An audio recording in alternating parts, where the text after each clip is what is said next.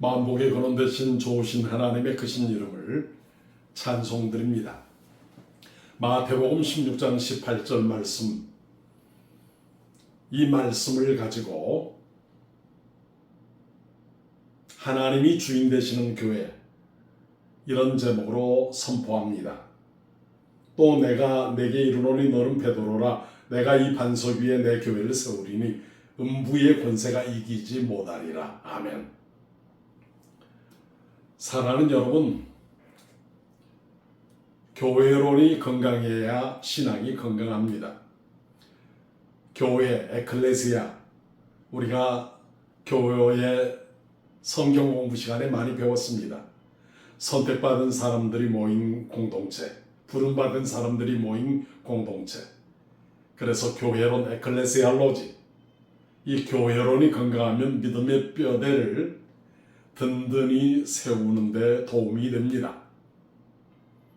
교회의 존재 목적은 무엇입니까? 영혼을 구원하고 생명을 살리는 일입니다.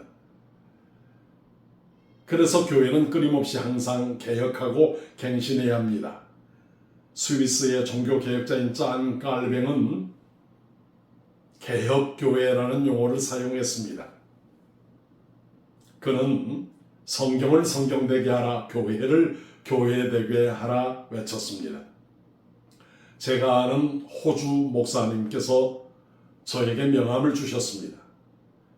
Reformed Church가 아니라 Reforming Church, 개혁된 교회가 아니라 개혁하는 교회, 인상적이었습니다.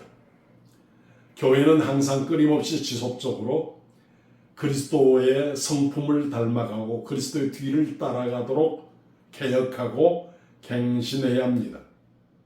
그런데 오늘 우리 교회는 어떻습니까? 사람이 주인 되는 교회는 갈등을 가져옵니다. 분열과 아픔을 가져옵니다. 여러분, 개척자 주권증이라고 하는 말이 있습니다. 내가 이 교회를 개척했으니 주인이다. 공로자 주권증이라고 하는 말이 있습니다.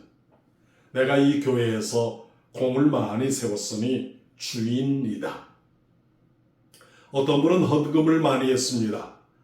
건축헌금, 목적헌금, 수양관헌금, 교육관헌금, 차량 구입헌금, 해외 선교헌금, 참 많이 헌금을 교회에 드렸습니다. 어떤 분은 봉사를 많이 했습니다. 저는 찬양대에서 40년, 교회학교 교사로 50년 봉사했습니다. 저는 이 교회 모태신앙인입니다. 70년, 80년 오래 다녔습니다. 신앙의 연수가 교회의 주인이 돼서는 안 됩니다. 헌금 액수가 나로 하여금 주인의 자리에 앉게 만들어서는 안 됩니다. 교회 봉사와 섬김이 교회의 권력화가 되어서는 안 됩니다. 사랑하는 여러분, 교회 안에 향후회, 동호회, 지역 모임이 교회 안에 터부시 되는 그 어떤 것을 가져오거나 만들어서는 안 됩니다. 사랑하는 여러분, 교회의 사유화, 계급화, 서열화는 교회를 병들게 만듭니다. 교회 안에 부서와 집단 이기주의를 극복합시다. 특별히 우리가 생각합니다. 충성과 헌신은 참으로 귀합니다. 그런데 이것이 권력화되지 않도록 날마다 나 자신을 말씀에 처 복종시켜야 합니다. 만삭되지 못하여 난 자와 같은 사도 바울, 그의 고백을 생각하게 됩니다. 교회 안에서 어른 대접받는 것이 아니라 섬김과 헌신의 본을 보여야 합니다. 믿음의 본을 보여야 합니다. 그럴 때 교회가 건강합니다. 여러분, 어떤 교회 다니고 싶습니까? 행복한 교회, 소망 넘치는 교회, 복음의 본질에 충실한 교회입니다. 하나님께서 주인 되시는 교회입니다. 예수 그리스도가 머리 되는 교회입니다. 우리는 그리스도의 지체입니다. 그러므로 서로 상합하고 연합해서 하나님의 나라를 확장시켜야 합니다. 베드로와 안드레처럼 사람 낳는 어부가 되어야 합니다. 영혼의 어부가 되어야 합니다. 우리 교회가 노아의 방주가 되도록 합시다. 우리의 가정에 예수 그리스도를 호주 삼읍시다. 우리 교회 안에 예수 그리스도를 머리 삼읍시다. 그럴 때 가정과 교회가 건강할 수 있습니다. 우리 한국 교회의 어려움은 사람이 교회의 주인 노릇하기 때문입니다. 거기에는 위기와 갈등이 발생합니다. 그래서 지분 이야기가 나옵니다. 나는 교회 안에 지분이 있다고 말합니다. 당신은 교회 안에 지분이 없다라고 말합니다. 얼마나 부끄러운 이야기입니까? 교회는 주식시장이 아닙니다. 우리 모두 예수 그리스도의 사랑의 빛, 무엇보다도 거저 값없이 구원받은 속량받은 빚을 지고 있습니다. 우리가 어떻게 교회 안에 지분을 이야기할 수 있고 교회 안에 내 영향력을 이야기할 수 있겠습니까? 교회는 자기를 과시하거나 자기 공명심, 자기를 드러내는 곳이 아니라 섬기는 곳입니다. 그러므로 교회 안에서 나는 죽고 주님이 사시합니다. 내가 주인 삼는 모든 것을 내려놓아야 합니다. 현대판 바벨탑을 쌓는 교회가 되지 않도록 기도합시다. 여러분, 창세기 11장 4절에 성읍과 탑을 건설하여 그 탑 꼭대기를 하늘에 닿게 하여 우리 이름을 내자. 공명심, 교만, 타락, 불순종, 그리고 피조물에 대한 망각, 이 모든 것은 우리의 마음을 아프게 만듭니다. 교회의 본질과 사명을 우리는 끊임없이 잊지 맙시다. 오늘 창세기 11장 4절에 우리의 이름을 내자라고 말하고 있습니다. 우리의 이름이 아닌 주님의 영광을 나타내는 교회 공동체가 되도록 합시다. 구원의 길은 오직 한 분 예수 그리스도입니다. 다시 오실 예수 그리스도를 사모하며 그리스도를 따라가는 삶이 되도록 기도합시다.